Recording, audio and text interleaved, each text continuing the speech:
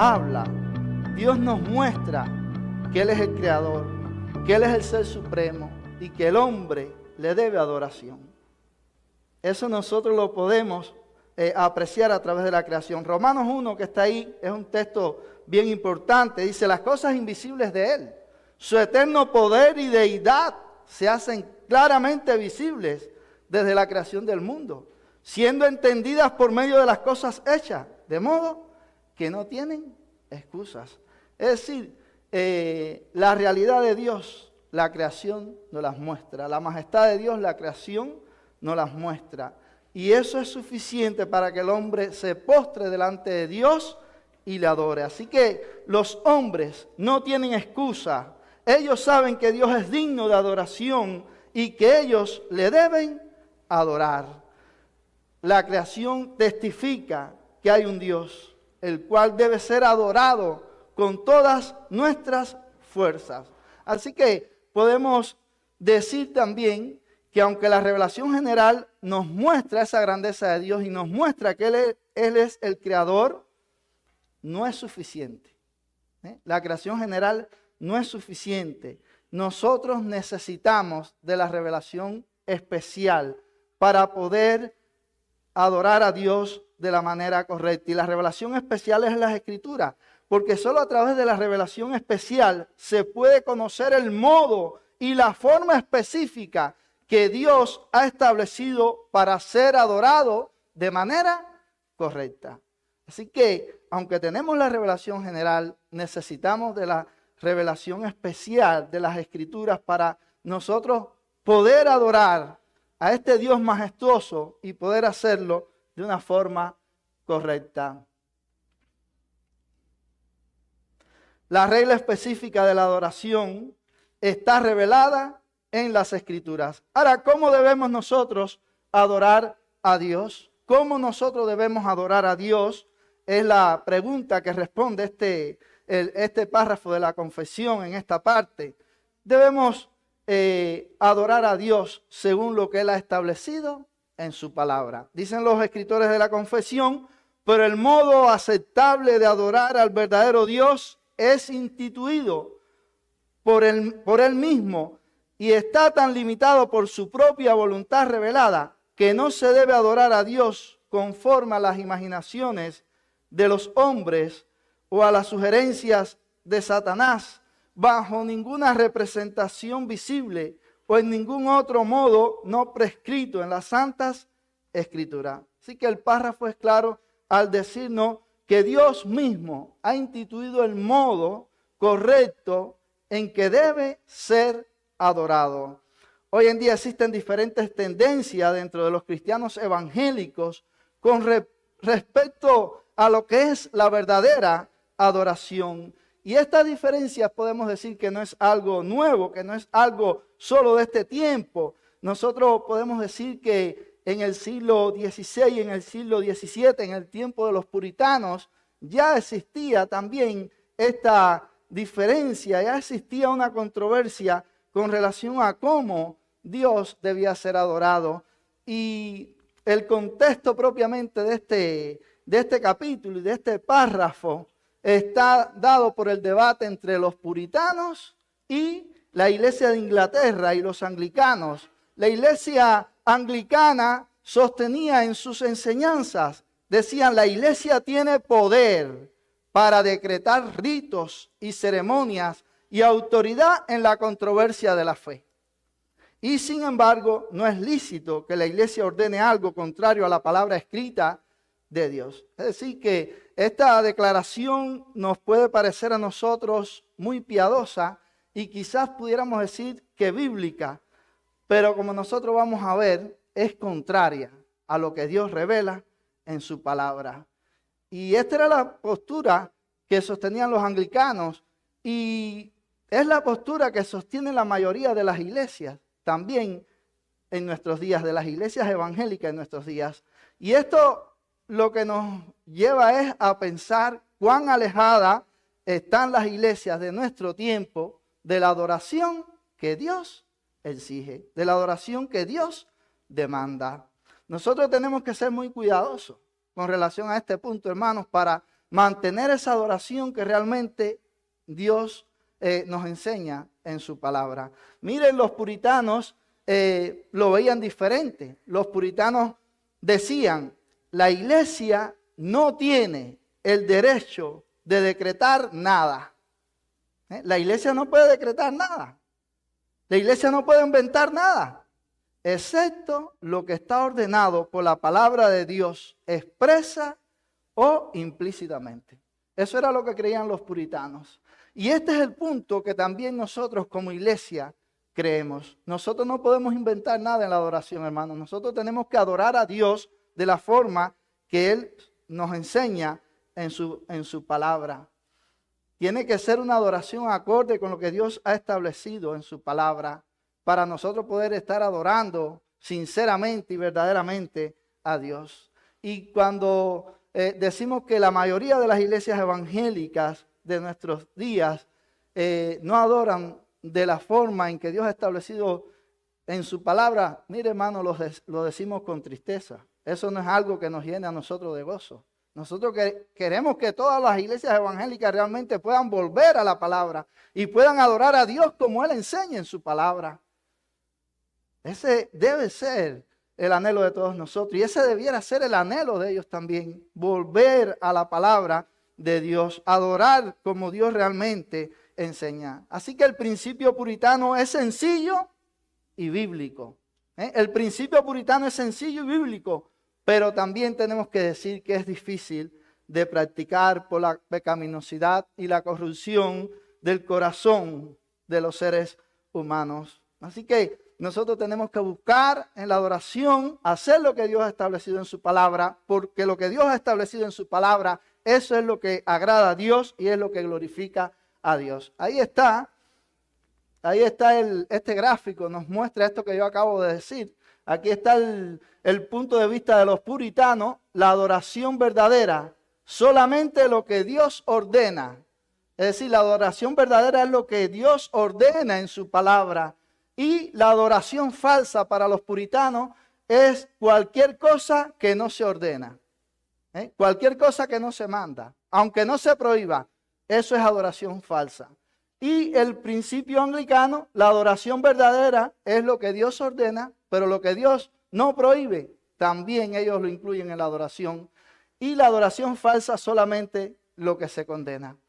Eso era lo que estaba en debate en aquel tiempo y eso también es algo que está presente en nuestro tiempo, porque por eso muchas iglesias adoran de una manera que no es bíblica. La mayoría de las iglesias, como le dije, este es el punto de vista que sostienen, el punto de vista anglicano. Y ahí pudiéramos mencionar, por ejemplo, las iglesias católicas, las iglesias luteranas están ahí.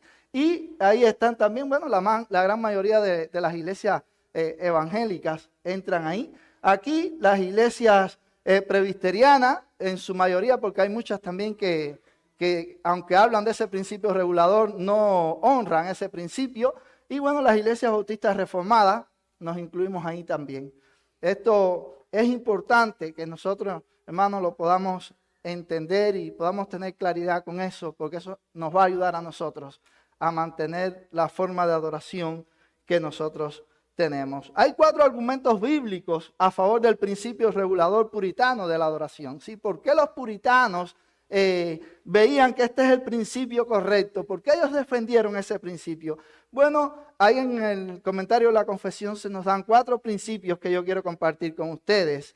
Primero, es prerrogativa de Dios, fíjense, solo Dios tiene el derecho de determinar las condiciones con las que los pecadores pueden acercarse a Él en adoración. Este es el derecho de Dios.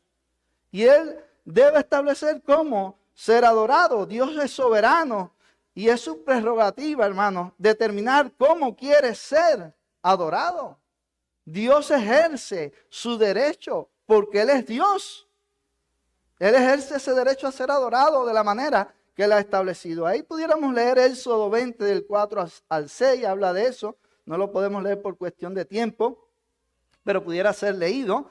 Y Génesis 4 también del 1 al 5, ahí cuando Abel y Caín ofrecieron adoración a Dios, llevaron las ofrendas delante de Dios. Ahí también tenemos esto. la ofrenda de Caín no fue acepta delante de Dios. La ofrenda de Abel fue acepta delante de Dios. Dice que Abel escogió lo mejor que él tenía.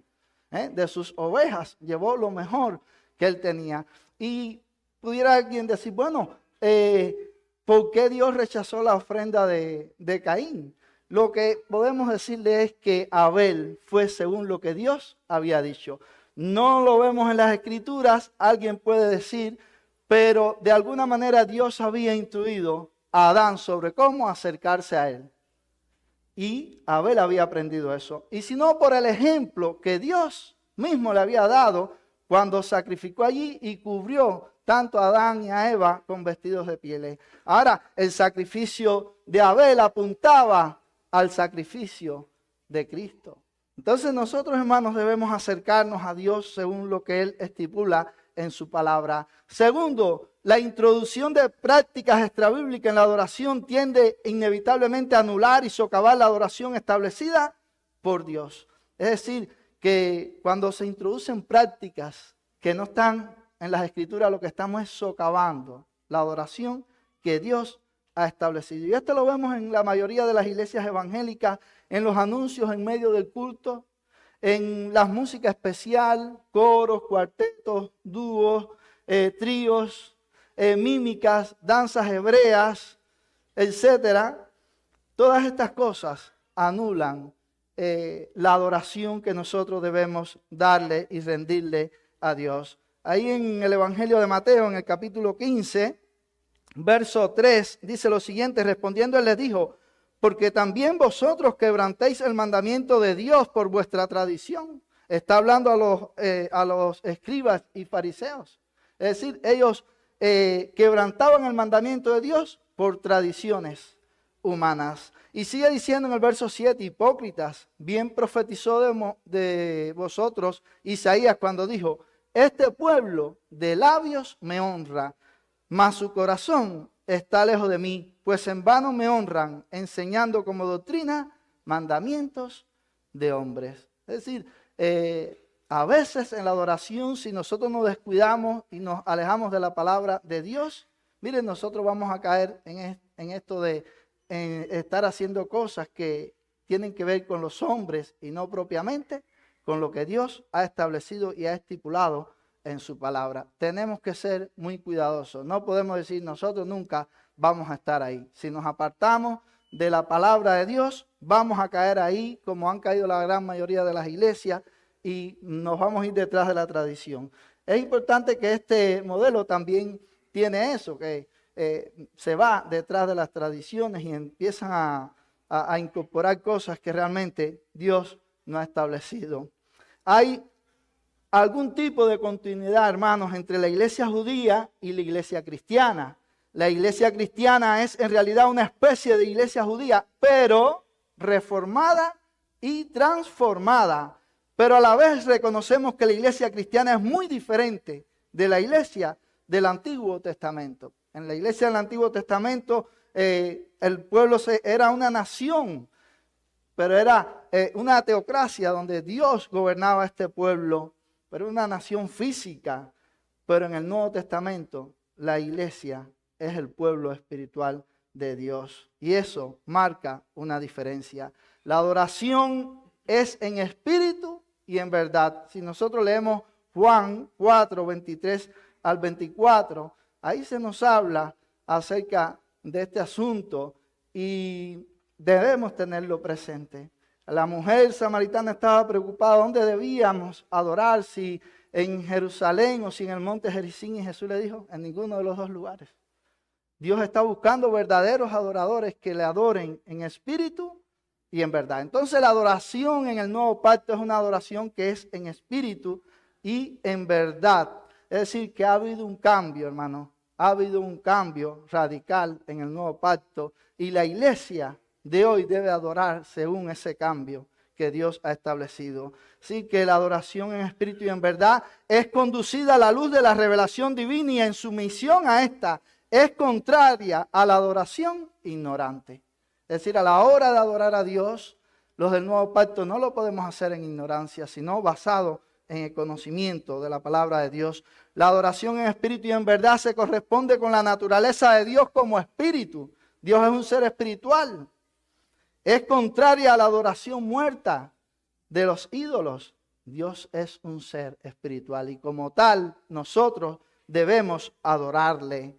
La adoración en espíritu y en verdad se corresponde con las realidades evangélicas traídas por la venida del Mesías. Es contraria a la adoración del Antiguo Testamento basada en las sombras. Las sombras han quedado atrás, han desaparecido. Ya ha llegado el Salvador, ha llegado el Mesías, el que cumplía todas las sombras del antiguo pacto. Entonces nosotros tenemos que adorar según esa realidad, según lo que ya el Mesías ha cumplido. Entonces ahí debe estar basada nuestra adoración, en lo que dice el nuevo pacto. Tercero, la sabiduría de Cristo y la suficiencia de las Escrituras se cuestionan añadiendo a la adoración elementos que no han sido designados por Dios. Cuando se añaden cosas que no han sido designadas por Dios, elementos en la adoración, lo que sucede es que nosotros estamos cuestionando la sabiduría de Cristo y estamos cuestionando la suficiencia de las Escrituras. Estamos diciendo, miren, las Escrituras no es suficiente. Necesitamos otras cosas. Nosotros sí somos suficientes, porque esta idea es maravillosa que se me ha ocurrido. La podemos implementar. A la gente le encanta, a la gente le gusta. Es puro pragmatismo, pero eso va en contra de la suficiencia de las Escrituras. Y muchas iglesias dicen, de este grupo, dice que creen en la suficiencia de las Escrituras. Cuando ellos hablan, dice, creemos en la suficiencia de las Escrituras, pero en la práctica la niegan. Cuando incorporan elementos que son extrabíblicos, que no están ordenados, están negando la suficiencia de las Escrituras. Y estamos diciendo que al Señor se les olvidó enseñarnos cosas que nosotros debíamos saber para adorarle. Están cuestionando la sabiduría de Cristo. En 2 Timoteo 3:15, un texto bien conocido por nosotros, dice, toda la Escritura es inspirada por Dios y útil para enseñar, para corregir, para redarguir, para instruir en justicia, a fin de que el hombre de Dios sea perfecto, enteramente preparado para toda buena obra. Dice que toda la Escritura es inspirada por Dios. Toda la Escritura es inspirada por Dios. Entonces esa es la fuente donde nosotros debemos ir para adorar a Dios. Y las Escrituras es útil, dice, para que el hombre de Dios sea perfecto, enteramente preparado para toda buena obra. Y esto nos sirve para nosotros como iglesia, para todos, pero en una forma específica, una forma directa. Eso se refiere al siervo de Dios, al líder. Entonces, un pastor, un líder debe saber cómo guiar a su congregación a adorar a Dios, según lo que dice las Escrituras. Dice que es suficiente. Toda la Escritura es inspirada por Dios, para que el siervo de Dios pueda hacer las cosas de manera correcta. Cuarto, la Biblia condena explícitamente toda adoración que no sea mandada por Dios. La Biblia condena eso, hermano. Aquí este principio dice que lo que Dios manda, pero lo que Dios no prohíbe, pero no lo mandó, ellos lo añaden. Y eso es falsa adoración, según los puritanos y según lo que nosotros creemos, porque Dios no lo ha mandado. La Biblia condena todo aquello que Dios no ha mandado. Voy a leer Levíticos 10, 1 al 3. Dice, Nadab y Abiú, hijos de Aarón, tomaron cada uno su incensario y pusieron en ellos fuego, sobre el cual pusieron incienso y ofrecieron delante de Jehová fuego extraño que él nunca les mandó. Y salió fuego de delante de Jehová y los quemó y murieron delante de Jehová. Entonces dijo Moisés a Aarón, esto es lo que habló Jehová diciendo, en los que a mí se acercan me santificaré y en presencia de todo el pueblo seré glorificado. Y Aarón cayó. Se trata de Nadab y Abiú, hermanos. Ellos desagradaron a Dios en la forma en que le adoraron. ¿Qué fue lo que trajo a estos sacerdotes este juicio tan radical? El texto nos lo dice. Miren, ellos ofrecieron un fuego que Dios nunca le mandó. Dios nunca mandó, Dios nunca pidió eso. Y eso trajo el juicio de Dios sobre ellos. Él nunca se los mandó. Y sin embargo, Dios no había prohibido ese fuego. Pues como dice aquí, bueno, que Él no haya prohibido algo que Dios no ha prohibido, se puede hacer. Dios no había prohibido ese fuego, pero ellos lo trajeron. Y esto fue del desagrado de Dios. Y Dios trajo juicio sobre ellos. Un fuego extraño que Dios nunca le mandó. Eso nos enseña que en la adoración verdadera a Dios, nosotros debemos ofrecer solo lo que Dios nos manda en su palabra. No lo que se nos ocurra a nosotros, aunque sea muy formidable, muy novedoso, aunque le encante a todo el mundo, aunque atraiga a toda Hialeah para acá, a toda Miami quiera entrar aquí. No vale eso, hermanos. Tenemos que ofrecer solo lo que Dios manda. En Deuteronomio 12, 29 al 32, ahí también es un pasaje que quiero compartir con ustedes. Dice: cuando Jehová tu Dios haya destruido delante de ti las naciones a donde tú vas para poseerlas y las heredes y habites en su tierra, guárdate que no tropieces yendo en pos de ellas, después que sean destruidas delante de ti. No preguntes acerca de sus dioses, diciendo: de la manera que servían aquellas naciones a sus dioses, yo también les serviré. No harás así a Jehová tu Dios, porque todas las cosas abominables que Jehová aborrece hicieron ellos a sus dioses, pues aún a sus hijos y a sus hijas quemaban en el fuego a sus dioses. Cuidarás de hacer todo lo que yo te mando. No añadirás a ello, ni de ellos quitará. Hay que hacer lo que Dios ha ordenado solamente. No le podemos añadir, no le podemos quitar. Y en Colosenses 2:23 también dice: tales cosas tienen a la verdad cierta reputación de sabiduría, en culto voluntario, en humildad y en duro trato del cuerpo, pero no tienen valor alguno contra los apetitos de la carne. Es decir, que aquí se condena un culto voluntario, un culto que se origina en el deseo del hombre, en la voluntad del hombre, pero que no viene de Dios. La Biblia condena eso. Nosotros solo debemos adorar a Dios como Él nos manda en su palabra, no de otra manera. Williamson dice lo siguiente sobre el principio regulador: lo que se manda es correcto y lo que no se manda es erróneo. Solo lo que se manda es correcto. Así que cuando ellos dicen aquí que lo que no se manda se puede hacer, eso es erróneo, hermano. Eso es erróneo. Este texto de la palabra dice que solo debemos hacer aquello que Dios manda. Y pudiera levantarse una pregunta en medio nuestro. ¿Hay algunas cosas que la iglesia tiene como práctica en el culto de adoración que no aparecen en la Biblia? Decimos que sí, podemos decir que sí. Pero esas cosas que nosotros hacemos que no están en la Biblia, hermano, no tienen que ver con la sustancia de la adoración, sino con la circunstancia. Es decir, no tienen que ver con la sustancia, no tienen que ver con la esencia de la adoración, no tienen que ver con lo que es la adoración en sí. Tiene que ver con la circunstancia. Así que es importante dejar claro que el principio regulador de la adoración tiene que ver con la sustancia, no con la circunstancia. Las sustancias son las cosas que Dios quiere como adoración, alabanza, oración, predicación y enseñanza de su palabra, la administración de las ordenanzas. Eso es la esencia de la adoración. Eso es lo que nosotros tenemos como la esencia de la adoración. En un rato vamos a estar adorando a Dios. Mire que eso es lo que nosotros hacemos aquí. Leemos la palabra, oramos a Dios, alabamos a Dios, predicamos la palabra y celebramos las ordenanzas, bautismo y santa cena. Esa es la adoración a Dios. No hay que hacer otras cosas, mis hermanos. Ejemplos de cosas que tienen que ver con las circunstancias. Bueno, las Escrituras no nos dice a qué hora nosotros debemos de reunirnos. No nos dice que el culto de adoración hay que hacerlo a las 11:30 de la mañana. Eso nosotros no lo encontramos en las Escrituras. Pero por la prudencia nosotros lo podemos hacer porque tiene que ver con las circunstancias.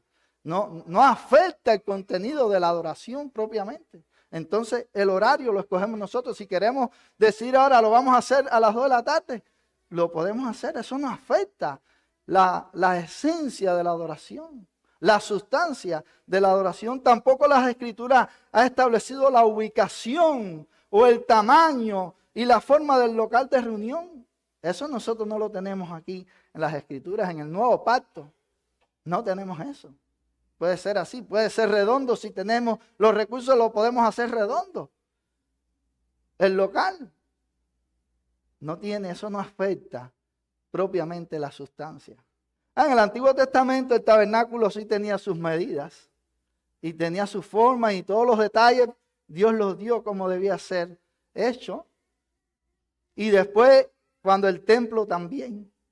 Pero en el nuevo pacto no es así. Así que la adoración tiene que estar enfocado, hermanos, en la esencia de lo que nosotros hacemos, no en las circunstancias. Por ejemplo, la cantidad de himnos que nosotros vamos a cantar. ¿Dónde dice eso en la Biblia? Canten 6 himnos, 7, 5. Nosotros cantamos 5 himnos, generalmente. Eso es lo que cantamos. Y lo hacemos así de una manera prudente.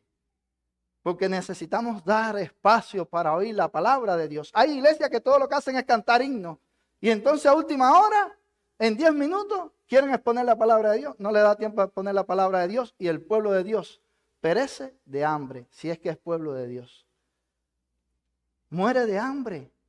Languidece porque no se nutre con la palabra de Dios. Hermano, nosotros en el culto público debemos hacerlo con el objetivo de edificar al pueblo de Dios, y todas las cosas deben hacerse decentemente y con orden, como enseña el apóstol Pablo ahí en 1 Corintios capítulo 14. Así debe ser nuestra adoración. Segundo punto, la adoración, su presentación restringida. Y el párrafo 2, si alguien lo puede leer, por favor, le agradezco.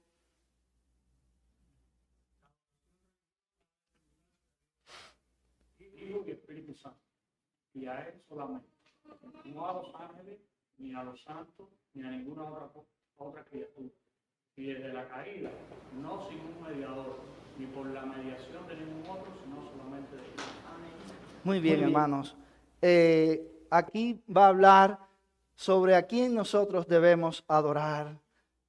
¿Cuál es el objeto de nuestra adoración? Y debemos decir que adoramos únicamente a Dios, al Dios Trino. Esa es la respuesta de los escritores ahí de la confesión. Nos dicen que la verdadera adoración va dirigida a Dios Padre, Dios Hijo, Dios Espíritu Santo. Nuestra fe, hermanos, tenemos que decirlo, es una fe monoteísta, es decir, creemos en un solo Dios, que es Espíritu infinito, pero en la esencia de la divinidad existen en 3 personas, el Padre, el Hijo y el Espíritu Santo, teniendo cada uno toda la sustancia divina, pero la esencia indivisa. Es decir, Dios es uno solo, Dios no está dividido. El tema de la doctrina de la Trinidad ya nosotros lo tratamos en el capítulo 2. Ahí se dieron 3 clases sobre Dios y la Santa Trinidad. Entonces, hermanos, nosotros no vamos a abundar sobre este tema, pero sí queremos decir que nuestra adoración, para ser bíblica y equilibrada, ha de estar dirigida al Dios Trino. Nosotros adoramos a un solo Dios, pero este Dios es Trino. Así que la doctrina de la Trinidad es suprarracional. Siempre hemos de verla como un misterio en el sentido de que está más allá de nuestra comprensión, la cual es finita. Por eso decimos que es suprarracional, está más allá de nuestra razón. En la adoración nosotros no podemos dividir a Dios. Nunca podremos decir, ahora vamos a adorar exclusivamente a una de las personas de la divinidad. Eso sería un error, eso es imposible. Y cuando adoramos a Dios, adoramos a toda la esencia indivisa de Dios. Adoramos todo lo que es Dios, todo lo que representa a Dios.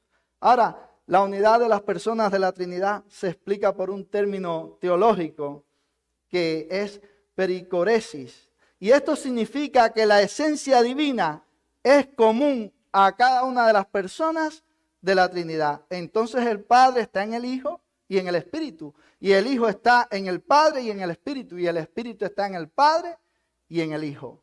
Solo un texto cito, Juan 14:11. Créanme que yo soy en el Padre y el Padre en mí. De otras maneras, créanme, por las mismas obras. Es decir, hermano, nuestro Dios es uno, pero la esencia de Dios es indivisa, aun cuando nosotros también sostenemos que debemos distinguir entre las tres personas de la Trinidad, porque así es como Dios se nos ha revelado. La adoración bíblica ha de ser sumamente equilibrada, debe ser equilibrada. Por eso cuando cantamos, hay muchos de los signos que nosotros cantamos, que primero los signos deben estar enfocados en Dios, porque hemos venido aquí a adorar a Dios, el Ser Supremo, el Creador de todas las cosas, el Soberano, que merece gloria y honra. Y muchos de nuestros signos tienen, o todos nuestros signos tienen que estar enfocados en esa adoración a Dios. Ahora, algunos de nuestros signos hablan de la Trinidad. Por ejemplo, Santo, Santo, digno de honra, a Dios el Padre Celestial, te loamos, oh Dios, y otros himnos más hablan de las personas de la Trinidad. Debemos tener una adoración que sea propiamente equilibrada con relación a esto, que hable de lo que las Escrituras nos enseñan, hermano. Así también debemos hablar nosotros de Dios, así debemos nosotros adorar a Dios, según las verdades de las Escrituras. Por eso los signos deben ser bíblicos, deben ser bíblicos. Hay grupos, sectas, que niegan propiamente esto. Por ejemplo, los falsos testigos de Jehová. A ellos solo les interesa el Padre. Solo les interesa el Padre. El Hijo no es Dios y el Espíritu tampoco. Es un error. Pero la Biblia, ¿qué dice? El que tiene al Hijo, tiene al Padre. Pero el que niega al Hijo, no tiene al Padre. No lo tiene. Entonces, nosotros no podemos irnos detrás de lo que enseñan las sectas. Los solo Jesús, los monarquianos, los sabelianos o la nueva luz, esos solo dicen del Hijo, hablan del Hijo, no el Padre, no el Espíritu. Es un error. Nosotros adoramos a un solo Dios, pero este Dios es Padre, es Hijo y es Espíritu Santo. La adoración, sí es ahí. La confesión nos dice, no a los ángeles, hermanos, ni a los santos, ni a ninguna otra criatura. Es decir, que adoramos solo a Dios, a ese Dios que es Padre, Hijo y Espíritu Santo, como nos dicen los escritores de la confesión, y es lo que enseña la Biblia. Pero dice, no a los ángeles, ni a los santos, ni a ninguna otra criatura. Es decir, nuestra adoración tiene que estar enfocada únicamente en Dios. Nosotros no debemos adorar ángeles. Hay quienes adoran ángeles. No debemos adorar santos. No debemos adorar a los hombres de Dios, a los apóstoles. Eran hombres iguales que nosotros.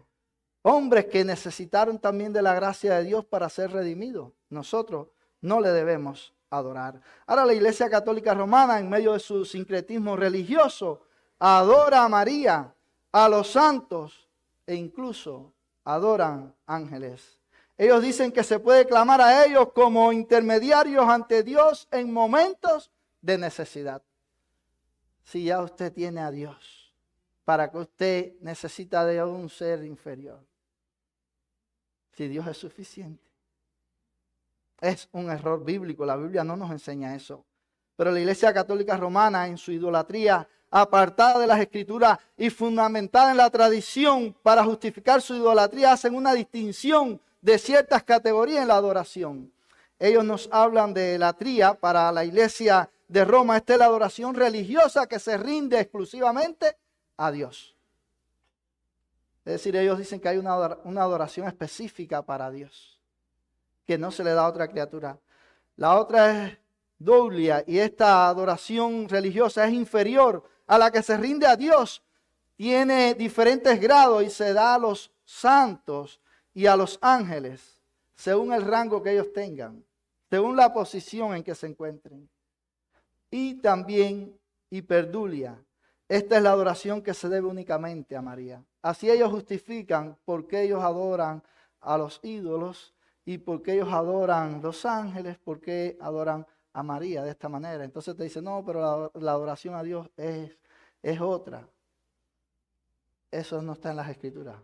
La Biblia nos enseña que nosotros solo debemos adorar a Dios. Cuando Jesús fue tentado por Satanás en el desierto, ¿qué dijo?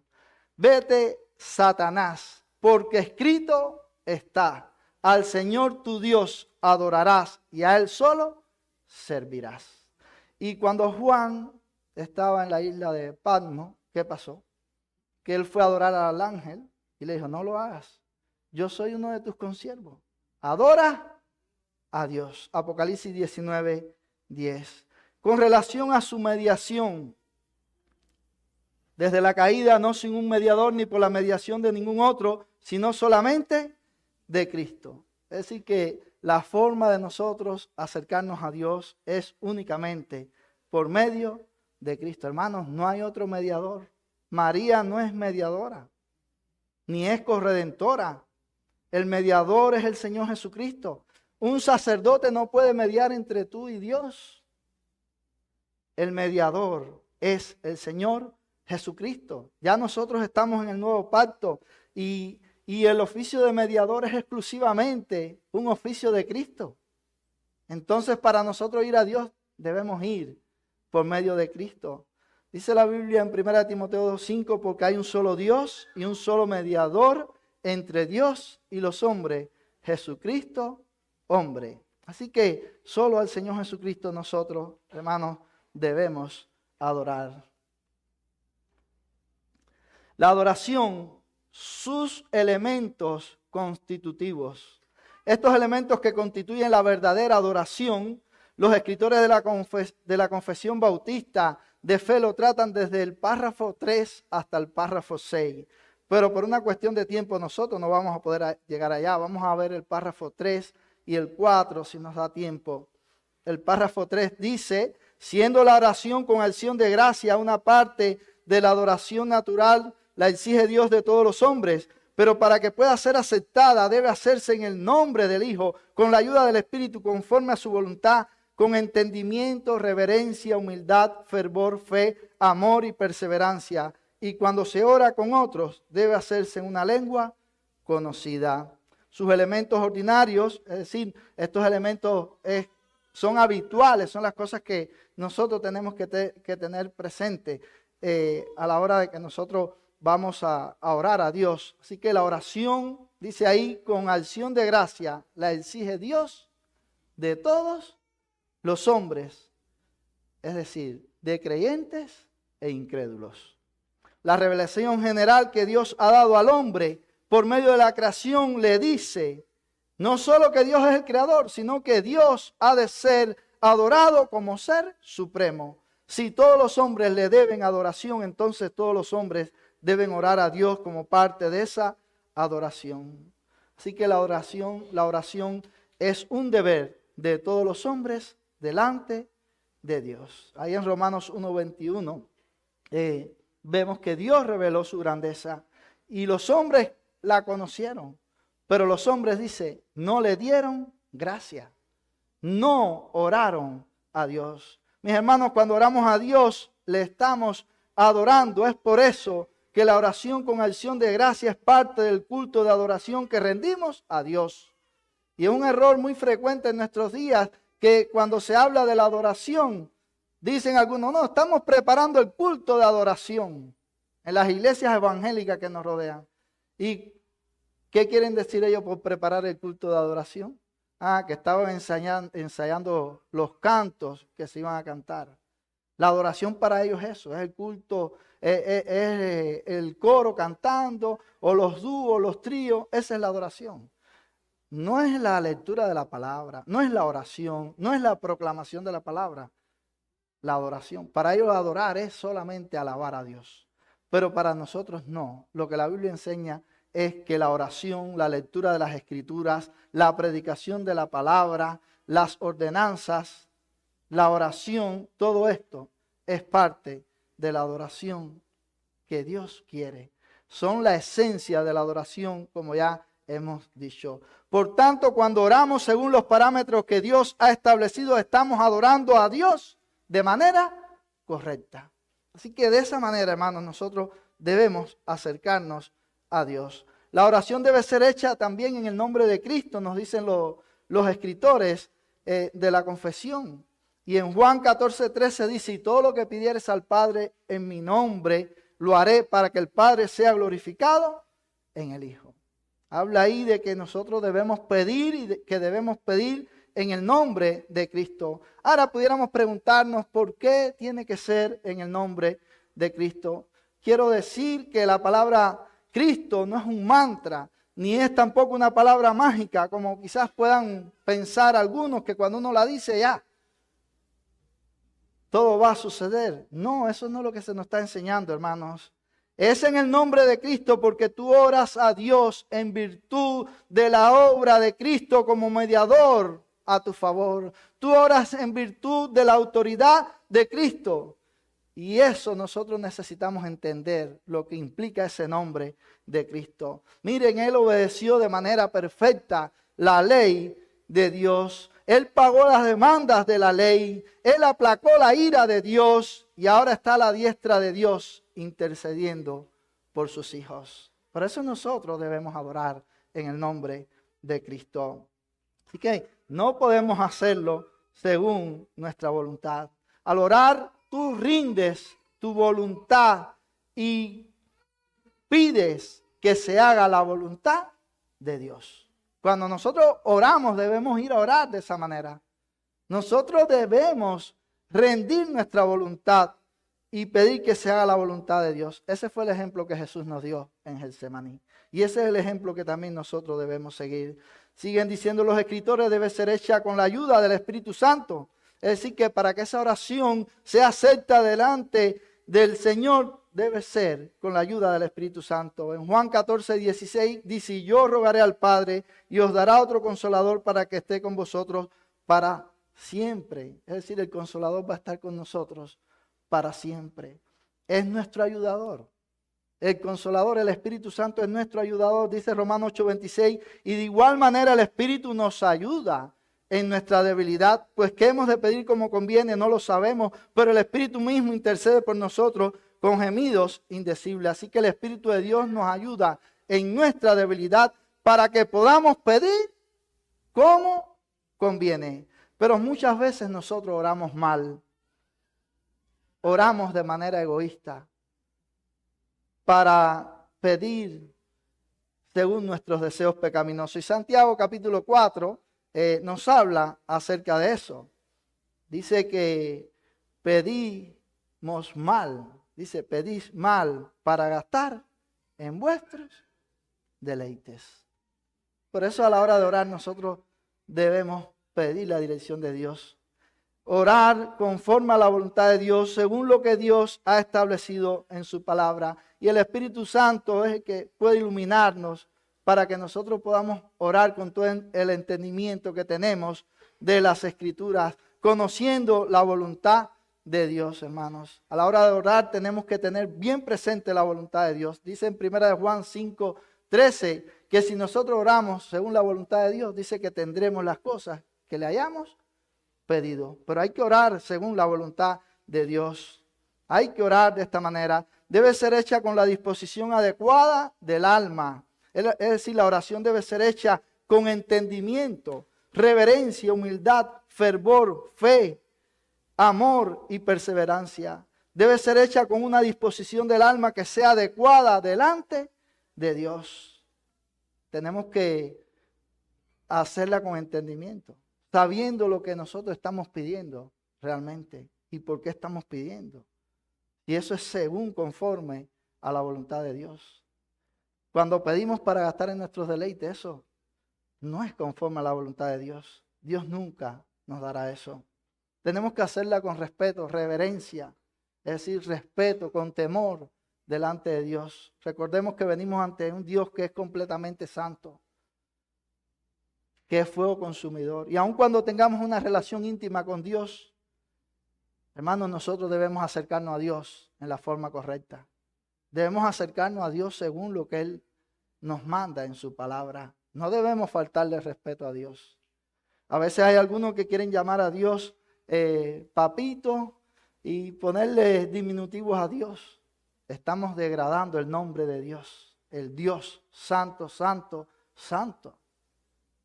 Nosotros debemos ser reverentes al acercarnos a Dios. Debemos ser humildes, debemos dar el orgullo a un lado cuando venimos delante de Dios.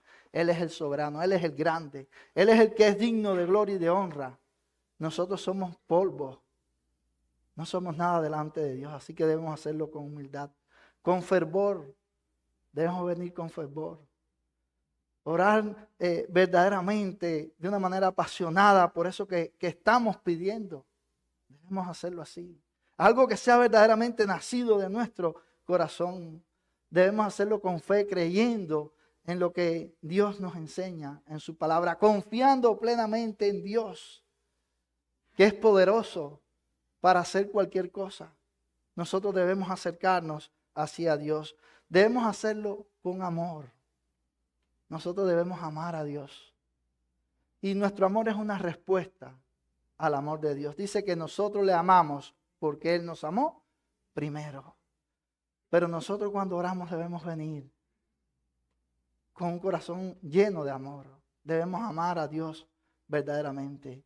Y si amamos a Dios, vamos a querer hacer también las cosas que Dios quiere para con nosotros. Debemos ser perseverantes a la hora de orar. Debemos ser perseverantes. Muchos pasajes de las Escrituras nos hablan acerca de este asunto, de la perseverancia. Debemos perseverar en el orar. No debemos ser descuidados en esto. A veces abandonamos la oración. No. Debemos perseverar en la oración. No debemos desistir. A veces quizás pedimos en varias ocasiones por un asunto y ya después lo abandonamos y no oramos nada. Dios nos manda a ser perseverantes a la hora de orar. Debemos perseverar. ¿Y por qué pudiéramos orar? Bueno, podemos orar por nuestra familia, por nuestros hijos que no son creyentes y debemos hacerlo con perseverancia, esperando en el Señor que Él es el que va a hacer la obra, no nosotros, ni en nuestro tiempo, en el tiempo de Dios. Debemos perseverar en la oración por nuestros hijos, por nuestros seres queridos, nuestros padres, no sé, familiares nuestros que no son creyentes, debemos orar por ellos. Por los amigos, quizás tenemos amigos, personas que apreciamos, bueno, debemos orar por ellos. Debemos orar con entendimiento. Ya lo dije.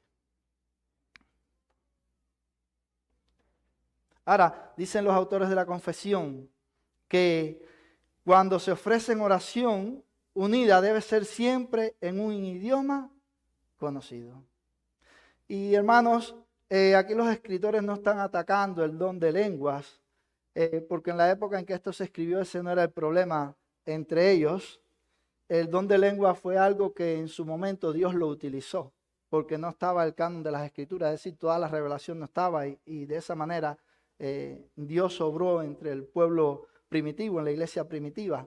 Así que esto no es lo que ellos están realmente atacando. Cuando los autores de la confesión bautista hablan aquí de la oración unida, debe ser en un idioma conocido. No están hablando acerca de la oración en lengua, sino más bien de la oración que se ofrecía en latín en las iglesias de aquella época.